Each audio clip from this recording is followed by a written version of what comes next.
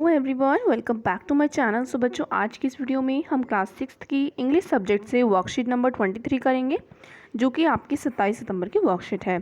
Okay, सो चलिए start करते हैं। यहाँ पे हम पोएम पढ़ेंगे द काइट, जो आपकी बुक में है। आपकी इंग्लिश की जो बुक होगी उसमें भी आपको ये पोएम जो है वो मिल जाएगी।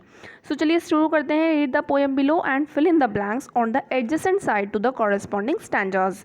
You can take hints from the explanation of the stanza provided. तो यहाँ पर आपको पोएम के स्टैंजास दिए हुए हैं, उसी के सामने आपको फिल इन द ब्लैंक्स दिए हुए हैं। ठीक है, और उसी में ही आपको जो है उस स्टैंजास का मीनिंग भी दिया हुआ है। ठीक है, तो उन्हीं सब की हेल्प से आपको इन फिल इन द ब्लैंक्स को फिलअप करना है। सो चलिए पहला स्टैंजा हम पढ़ लेते हैं, जो कि ब्लू कलर से यहाँ पे लिखा हुआ है। How bright on the blue is a kite when it's new. With a dive and dip, it snaps its tail, then soars like a ship. With only a sail, as over tides of wind its ride, climb to the crest. ठीक है, तो ये हमने stanza read किया है। अब इस stanza का जो मीनिंग है वो हम यहाँ से समझेंगे।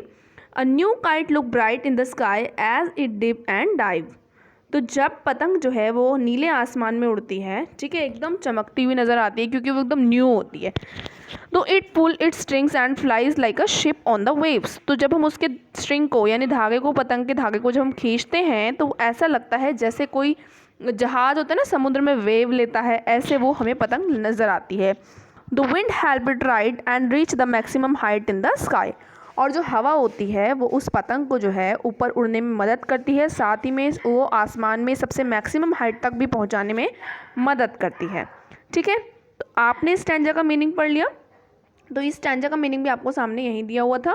आप करते हैं इसके fill in the blanks.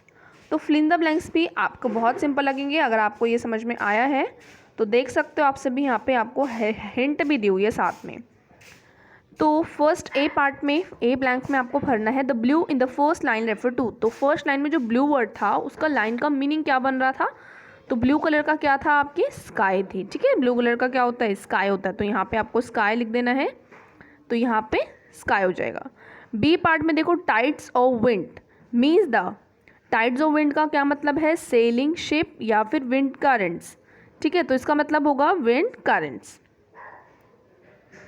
Okay, तो यहाँ पे आपको विंड करंट लिख लेना है। सी देखो, the crest mean that the kite reaches the top. ठीक है, क्रेस्ट का मतलब क्या होता है कि काइट जो है वो टॉप पहुँच जाती है। डी पार्ट देखो, the kite look bright when it is new. जो काइट है वो चमकती हुई नज़र आती है जब वो कैसी होती है? न्यू होती है। इन the sky the kite source like a ship. तो किस तरीके से वो सोर करती है काइट? शिप की तरह। तो यहाँ पे शिप लिख देंगे। Now the dash help the kite to reach the top. तो कौन हेल्प करता है काइट को टॉप तक पहुँचने में? विंड हेल्प करती है। तो यहाँ पे आप लोग विंड लिख लेंगे। ठीक है, तो ये सिंपल से है, आपको ये कर लेने हैं। आगे बढ़ते हैं नेक्स्ट स्टैंजा की तरफ। तो यहाँ पर आपको 3 स्टैंजा दिए हुए हैं, एक हमने कर लिया, अब दूसरा करते हैं। Of a gust and pulls then seems to rest as wind falls, when string goes slack you wind it back and run until a new breeze blows and its wing fill up it goes। ठीक है, तो हमने stanza read किया है। अब इसका meaning को हम सामने ही दिया हुआ है, इससे समझते हैं। The kite rest at the top in the sky when the wind falls. ठीक है, जब हवा जो है वो कम हो जाती है तो वो काइट जो है वो टॉप में रेस्ट करती है। You wind back the string when it string slack when a new wind blows you unwind it again. यानी कि जब आपकी जो पतंग होती है उसका धागा ढीला पड़ जाता है, उसकी स्ट्रिंग जो होती है वो ढीली हो जाती है, तो आप क्या करते हो? उसकी स्ट्रिंग को आप दोबारा से वाइंड करना स्टार्ट कर देते हो। ठीक है, स्ट्रिंग को आप दोबारा से बांधना स्टार्ट कर देते हो। When a new wind blows you unwind it again. और फिर दोबारा से जब नई हवा चलती है तो आप उसको दोबारा से खोल देते हो। The new wind fill the wings of the kite with air and it's goes up again. तो जब नई हवा चलती है तो आप दोबारा से जो है पतंग जो है हवा की वजह से हवा से भर जाती है, और उस वजह से क्या होता है कि जो एयर है उसकी वजह से वो दोबारा से ऊपर चली जाती है। चलिए अब इसके फिल इन द ब्लैंक्स करते हैं, सिंपल से हैं। The kite seems to rest means that it is somewhat still in the sky. तो सीम्स टू रेस्ट का मतलब क्या है कि दिखने में वो ऐसे लगता है रेस्ट पर है, लेकिन वो उड़ रही होती है हवा में। तो यहाँ स्काई लिखेंगे ए पार्ट में। अगला b part, you wind the string when it goes slack. तो आप जब वो स्लैक हो जाती है तो आप क्या करते हो? वाइंड करना स्टार्ट कर देते हो। Now c part, the kite is filled with a new breeze, ठीक है। तो जो काइट है वो किससे भर जाती है, बर्फ़ से या ब्रीज से? तो ब्रीज जो होती है वो एक ठंडी हवा होती है, तो यहाँ ब्रीज लिख लेंगे। When the new wind blows and give it wings to fly, तो ठीक है, तो वो नई हवा क्या देती है, उसे पंख दे देती है उड़ने के लिए, तो यहाँ पे आपको विंग्स लिख देना है, ठीक है। तो ये फिल इन द ब्लैंक्स भी आपको करने हैं। अब लास्ट स्टैंजा देखते हैं जो कि आपको ब्लैक कलर से शो हो रहा है। How bright on the blue is a kite when it's new but are regular things you will see when it flap on a string in the top of a tree। तो a new, इसका stanza का जो meaning है वो सामने ही लिखा हुआ है, यहाँ से समझते हैं। अ new kite look bright in the blue sky, जो नई पतंग होती है वो चमकती हुई नजर आती है स्काई में। But an ugly thing you will see is when a kite get stuck on a tree there is flutter tied to a piece of string.